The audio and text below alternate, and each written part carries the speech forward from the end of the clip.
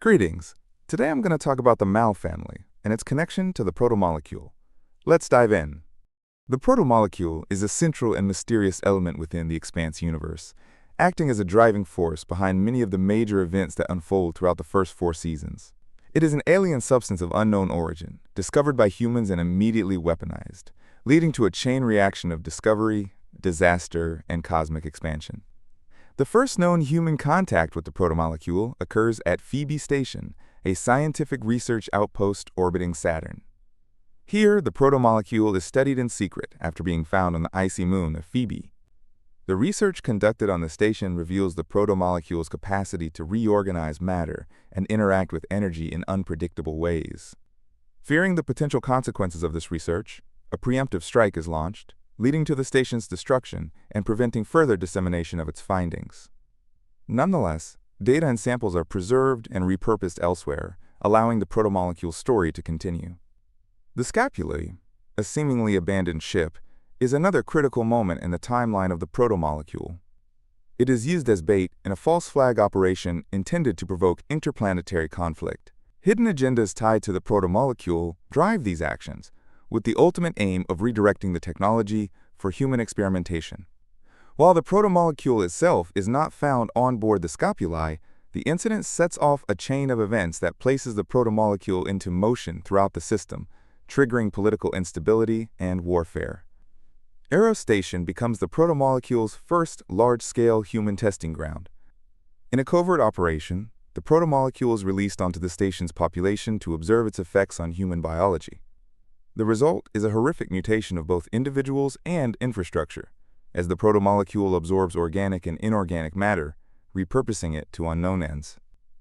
Eros essentially becomes a living entity under the control of the protomolecule, leading to a disastrous and terrifying sequence in which the station itself alters trajectory and defies known physical laws. This event confirms the protomolecule's intelligence and its capacity for autonomous action, one that reaches beyond human comprehension or control. The climax of the protomolecule's development in Season 4 is the creation of the ring gate. After being transported to Venus, the protomolecule orchestrates the construction of a massive structure in space, the ring. This gateway is a technological marvel, seemingly built to facilitate instantaneous travel across vast distances. The ring gate is not just a technological artifact, but a tool of exploration, opening portals to thousands of distant systems. It represents a shift in the protomolecule's role, from weapon to doorway, from mystery to opportunity. Jules Piere Mao. Mao is one of the earliest and most influential human figures to seize upon the protomolecule's potential. Viewing it as a revolutionary advancement capable of reshaping the balance of power in the solar system, he secretly funds and oversees a wide range of research projects meant to harness its capabilities. Rather than approach it with caution, Mao treats the protomolecule as a tool for domination, both scientific and political. His vision is not of mutual discovery, but of corporate and strategic control. His decisions lead directly to the horrific experiments on Eros and the outbreak of events that follow, including widespread civilian deaths and environmental devastation. The blood of those sacrificed in the name of progress is squarely on his hands. Behind the corporate facade lies a deeply fractured family dynamic. Mao has 2 daughters, Julie and Clarissa, who represent opposite poles of his influence and affection. Julie, the rebellious one, turns against her father's empire and his exploitation of the belt, aligning herself with the Outer Planets Alliance. Although Mao disagrees with her stance and sees her defiance as a threat, he secretly admires her courage. In private moments, it becomes clear that he held a certain pride in Julie for standing up to him, even if it pained him and damaged their relationship. She embodied the idealism he once may have had but had long since abandoned. Perhaps the darkest aspect of Mao's legacy is his role in authorizing experiments on human subjects, specifically children. In his pursuit of understanding the protomolecule and unlocking its potential for controlled application, Mao greenlights trials on children suffering from immunodeficiency disorders. These acts, shrouded in secrecy, reflect the complete erosion of his ethical boundaries.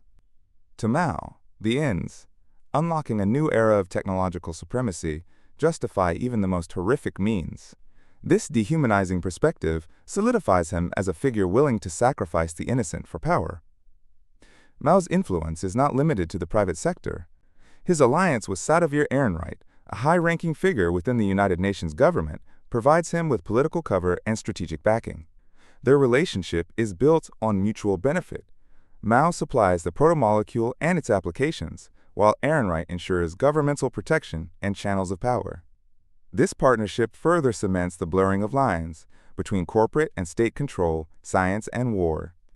Together, they fuel the events that spiral into system-wide crisis, making Mao a keystone figure in a corrupt and volatile interplanetary order. Julie Mao. Julie's life begins in the shadow of her father, Jules Piere Mao, a titan of industry and one of the most powerful figures in the solar system. But where her father saw opportunity in dominance and control, Julie saw injustice and exploitation. Her relationship with him deteriorates as she becomes increasingly aware of the suffering caused by the very system he helps uphold. Her decision to cut ties with her family is not just personal, it is ideological. Julie chooses the OPA, a ragtag, often fractured movement of belters demanding dignity and freedom. In doing so, she turns her back on wealth and comfort to stand with those who have nothing but grit, resolve, and the vacuum of space. While Jules Piere Mao did not understand or agree with her beliefs, he secretly admired her courage to stand up to him. In this tragic contradiction lies the heart of their relationship: love warped by ideology and respect buried under the weight of legacy and betrayal. Julie finds meaning and identity among the Belters, who are often treated as expendable laborers by the inner planets. She is not merely a sympathizer, she becomes one of them, training as a pilot, enduring their hardships, and fighting for their cause. Her commitment is more than symbolic. It's lived and earned. Julie doesn't use her background as a shield. She sheds it, taking up the cause with an intensity that makes her both respected and mourned among the OPA. To the Belters, Julie was a sign that someone from the heart of the oppressive system could turn against it with conviction. Julie's connection to the protomolecule is both accidental and profoundly symbolic. She becomes the first known human host of the alien substance after being captured during a mission linked to its transport and testing. Unknowingly, she is used as part of a larger experiment, and her death on Aero Station becomes the ignition point for one of the most horrifying events in the system's history. Even in death, Julie is not at peace. The protomolecule uses her memory, her consciousness, as a vessel through which it begins to understand humanity. Her final moments, frightened, alone, infected, reverberate through the story like a haunting echo. In a cruel twist, her body becomes the foundation upon which Eros is transformed into a living extension of the protomolecule. Her suffering becomes the first contact, the first fusion of human life and alien design. Clarissa Mao. Clarissa grew up in a world of privilege as the daughter of Jules Piere Mao, one of the most powerful men in the system. But within that world, she always felt like she was second best. Her sister Julie, rebellious and bold, captured the admiration of their father, not for her obedience, but for her defiance. Though Jules Piere never said it aloud, his respect for Julie's independent spirit created a quiet rift between him and Clarissa. Clarissa, the dutiful daughter, constantly sought his approval by staying loyal to the family's interests. But deep inside, she carried a gnawing envy. Julie was the one who stood against him, yet she was the one he truly respected. This envy festers after Julie's death, especially as the story of Julie's martyrdom spreads across the solar system. To Clarissa, the world sees Julie as a hero, while she herself is dismissed as merely the daughter of a villain. This imbalance becomes unbearable. Her grief over her sister's death, mingled with her yearning for her father's love and her anger at those who helped expose him, twists into a burning desire for revenge. Clarissa's desire for retribution leads her down a dark and destructive road. She sets out to assassinate one of the key figures responsible for her family's downfall, orchestrating a complex and violent plan to infiltrate and kill her target. She enhances herself with illegal implants that allow her bursts of superhuman strength at great personal cost. Her acts are calculated and brutal, motivated not by justice, but by personal vendetta and a desperate need to prove her worth. Yet even as she carries out her mission, Clarissa is emotionally unstable, haunted by memories, visions, and a deep sense of loneliness. Her revenge, far from empowering her, isolates her further from the world.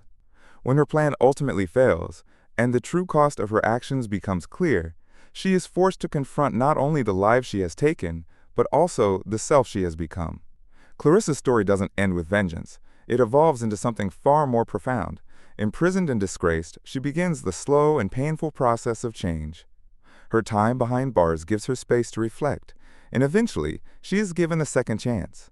Rather than return to her old ways or reclaim her former status, she chooses to help others. Her redemption is not quick, nor is it universally accepted, but it is sincere. So that's it. What do you think? Let me know your thoughts in the comments below. Don't forget to like and subscribe. Until next time.